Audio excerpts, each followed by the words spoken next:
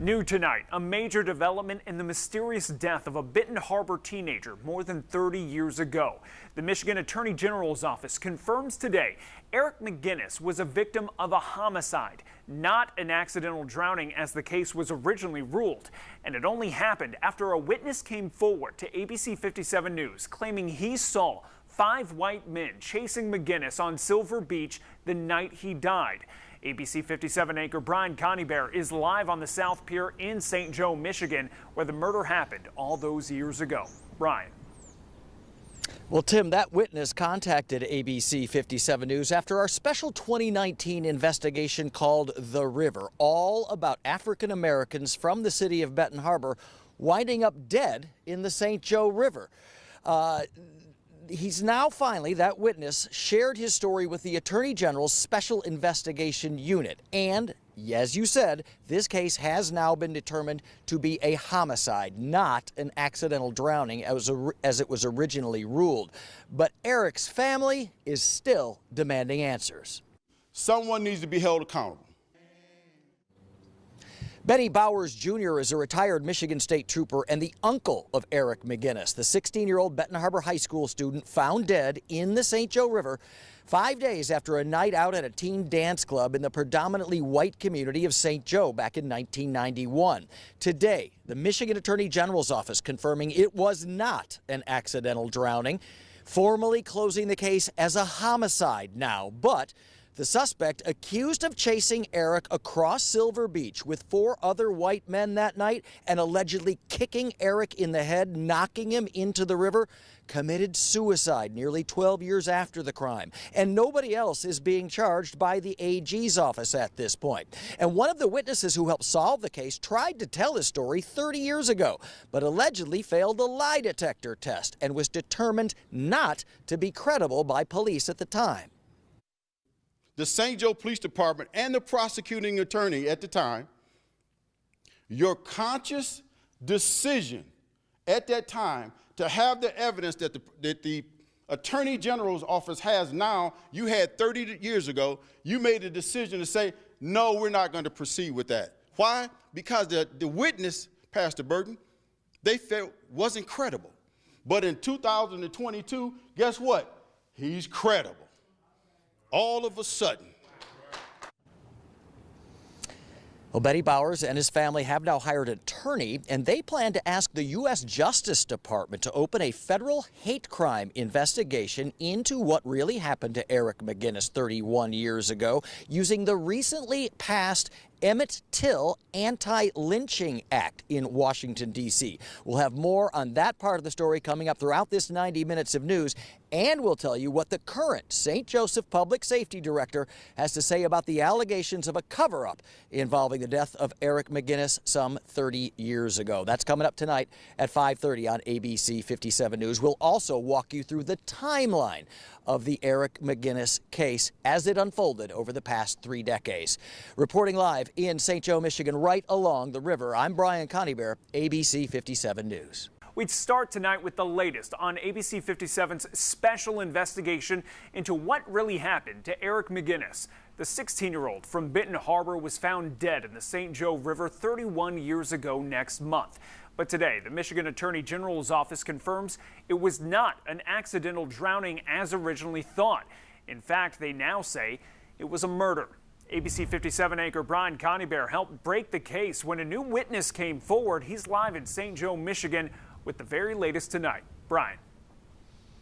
Tim, this case has long divided Benton Harbor and St. Joe, Michigan along racial lines. Eric McGinnis was a fun-loving teenager from Benton Harbor High School who went out for a night of dancing at a teen club here in downtown St. Joe, and he wound up dead in the St. Joe River right at this spot later on that night.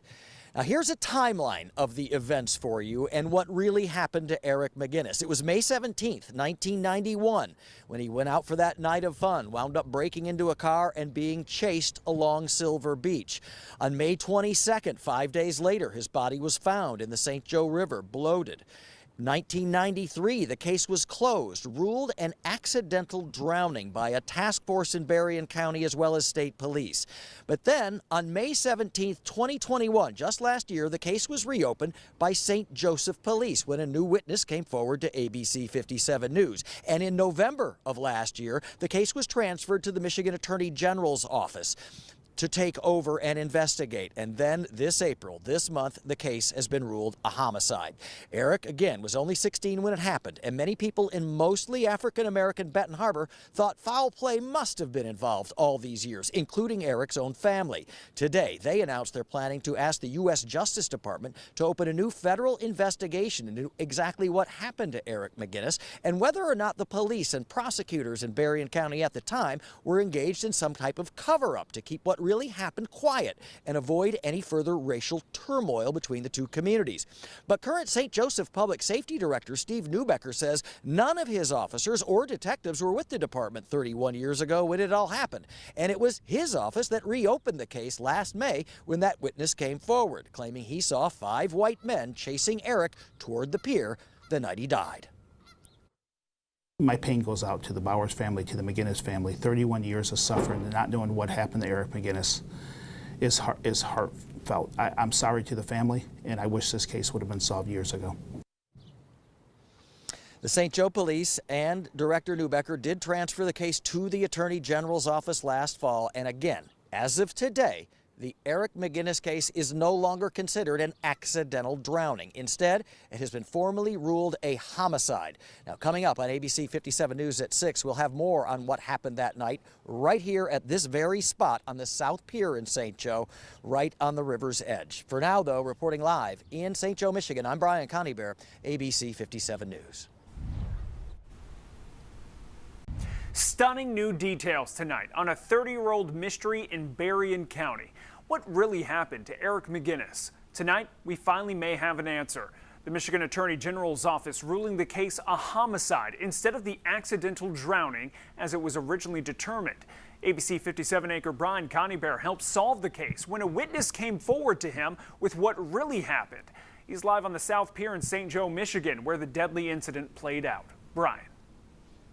Yeah, Tim, the Michigan Attorney General's office now confirms this is the site where 16-year-old Eric McGinnis lost his life 3 decades ago. That witness you mentioned coming forward to ABC 57 News to describe seeing 5 white men chasing Eric McGinnis across Silver Beach on foot and ending up right here where Eric wound up in the water. The death of 16-year-old Eric McGinnis was not an accidental drowning after all. Today, the Michigan Attorney General's office confirming it was, in fact, a homicide. Our findings was that Eric McGinnis was killed as a result of being assaulted and falling in the river. Special investigator Gentry Shelby spent months going over the case and talking to witnesses about what really happened that night. But he says the suspect who chased and kicked Eric McGinnis that night committed suicide nearly 12 years later, and no one else can be charged in Eric's death right now. It's just not enough evidence to support any charges for anybody that may still exist. The St. Joe community and the St. Joe Police Department, I say to you, someone needs to be held accountable. Benny Bowers Jr. is a retired Michigan State trooper and Eric's uncle. Bowers and his family called the news conference Tuesday to demand answers from investigators on why it took more than 30 years to finally solve the crime. You can close the case because you have the suspect killed himself. And so what we should be doing here this morning is just, boy, you did a wonderful job. No, not from the family's perspective. They had evidence and they didn't pursue it. Eric's family has now hired a civil rights attorney who is asking the U.S. Justice Department to open a formal hate crime investigation into Eric's death using the newly approved Emmett Till anti-lynching law. Emmett Till wound up dead in the Mississippi Tallahatchie River. Eric McGinnis wound up dead in the St. Joseph River. Northern lynching and southern lynching, there's no difference.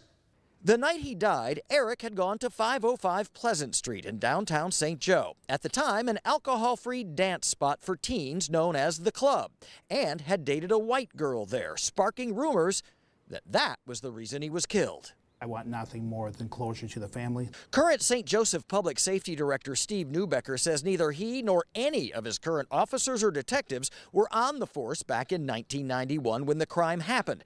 And it was his office that reopened the case when the witness came forward to ABC 57 News last year before transferring it up to the Attorney General's Special Investigation Unit. My pain goes out to the Bowers family, to the McGinnis family. 31 years of suffering and not knowing what happened to Eric McGinnis is heartfelt. I'm sorry to the family, and I wish this case would have been solved years ago. Well, today, the attorney for Eric McGinnis's family says they are considering asking a judge to allow them to exhume Eric's body from the cemetery in Benton Harbor where he's buried to possibly conduct a forensic autopsy to determine if there's any evidence that was missed 30 years ago. And of course, ABC 57 News will keep you posted every step of the way as officials finally determine what really happened to Eric McGinnis. Reporting live in St. Joe, Michigan tonight, I'm Brian Coneybear, ABC 57 News.